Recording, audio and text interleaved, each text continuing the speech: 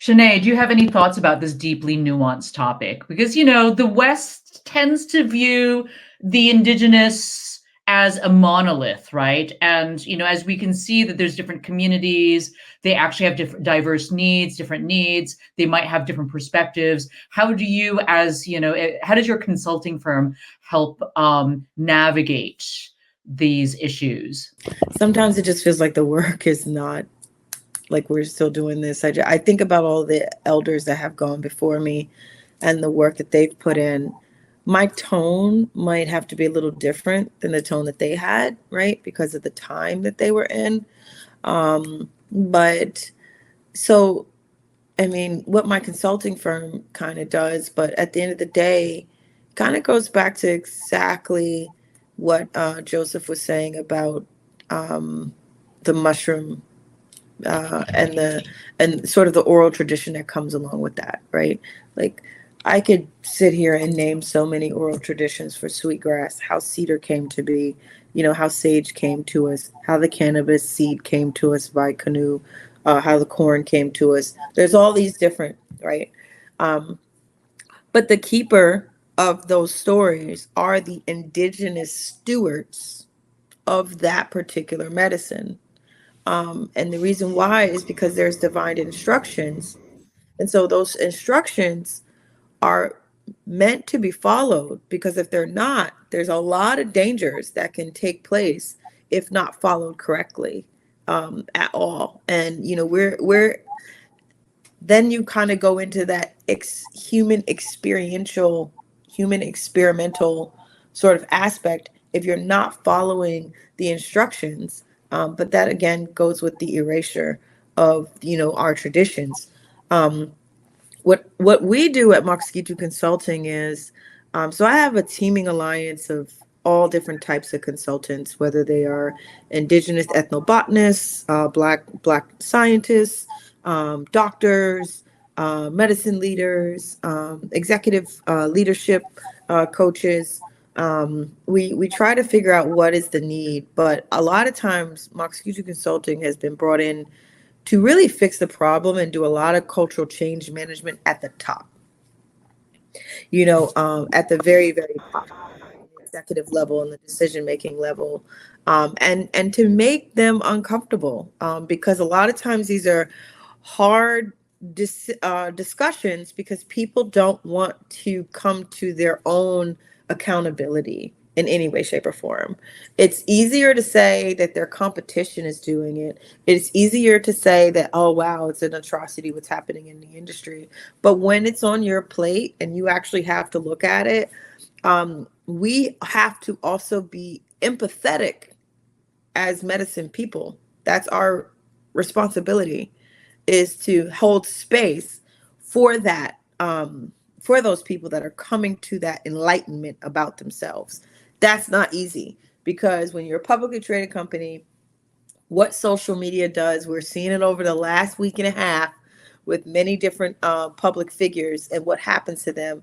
Social media takes it to a whole different ball game. But when you hold, not, I wouldn't even say private ceremony, but when you create a space to be able to put it all up on a whiteboard, really hold yourself accountable for it, and have the right people that are going to help you heal from that, from what you've done, figure out how to actually have reciprocity if it lacked.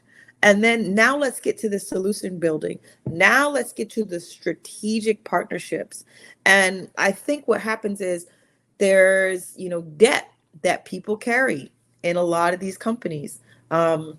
I see it all the time with these emerging economies, these new sort of, industries that are just starting to become regulated. They are taking monies out of other industries and putting it as investment. So if that's $50 billion, they're saying, okay, for the next 10 years, this is what we're going to put towards, this as a company. But if they're not seeing the profit that they want to see right away, they're going to try to figure out ways to, get to that point. But just like plants, you can't expect to plant a plant today and it has fruit tomorrow. It's going to take time. And so that is the natural way of doing things. When we come to a vote as a nation, for us to have voted for us to regulate cannabis and adult use and medical use, it took us 8 years as a tribe just to vote, not to even open up the doors of a dispensary, not to even get cultivation, not to even get an investor. It took us 8 years to come to a vote. So when that's what traditional people do. You're going to argue, it's going to be uncomfortable, you're going to sleep on it, you're going to go into sweat, you're going to separate, you're going to have feasts, people are going to pass away, there's going to be people that come to you. There's all those kind of things. In a corporate structure, there isn't time for that. So if we're going to be using indigenous plants and indigenous wisdom and indigenous medicines, you don't have a choice but to make time for that, or there will be consequences. And that's what those instructions that are given to, those people that hold those oral histories on how the mushroom came to them, what you're supposed to do, who's supposed to be using it and who's supposed to not. Sometimes people think that they need some of these medicines, but they really just kind of need a walk in the woods. Sometimes they just need to go swimming. Sometimes there's other different medicines that could be utilized first, sort of as an entry way to the natural world of things. Just because it's a very easy way and just you can grab it can be very detrimental. So that's just my take and perspective on it. Yeah, you bring up a really interesting question around the whole capital investment market that we're seeing in the psychedelic sector. And, it's a new emergent sector, and many companies are not even profitable. Drug development companies will spend millions in R&D in the hopes that one of their therapies will be the mass market winner and make the other unprofitable, research, worthwhile, right? So, even a few of the, popular, recognized, well-loved brands that we know in the psychedelic sector are being propped up by VC investment. I came across a pitch deck for a psychedelic retreat company seeking $12 million in growth capital to expand their market share. In the first year of business, they posted a nearly $3 million loss on retreats. Significant. So should a pre-revenue or unprofitable psychedelic company spend money, time, and energy on indigenous reciprocity, or are they exempt until they become profitable? What do you think, Sutton? Yeah, they should absolutely spend money on it. Absolutely. From inception, 100%. I think what they shouldn't be doing is using it as a marketing campaign to be able to bring in more investors and more consumers. And that's what I'm seeing happening right now, right? Because if you're going to be able to engage in real reciprocity, that has to begin from inception of how you create the structure and of your business, right? What type of model are you using, right? Are we using a steward ownership model, right? And then how are we enacting reciprocity? How are we creating? Are we creating a trust, right?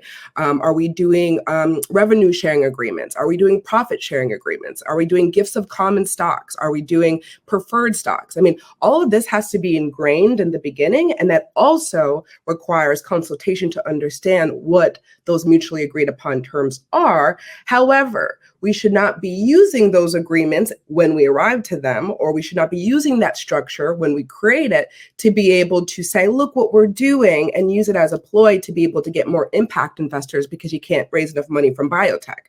This is what I see happening right now. So I think, one, yes, absolutely, you should be engaging in, reciprocity. You should be engaging in figuring out how you have a more sustainable business model. But two, let's not use it to be able to, again, tokenize. Let's not use it as a way to raise money. That's what I'm seeing right now. Or let's not use it as a way to get support and public interest, right?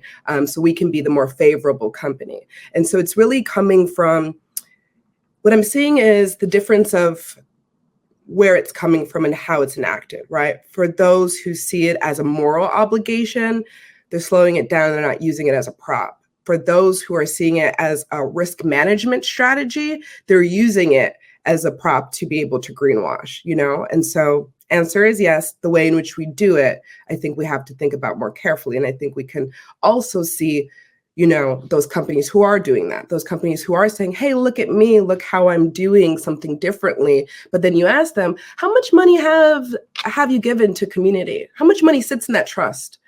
Where are you with your consultation process? You know, and that's when we really get to see, you know, who's doing it for show and who's doing it for the morally right reasons.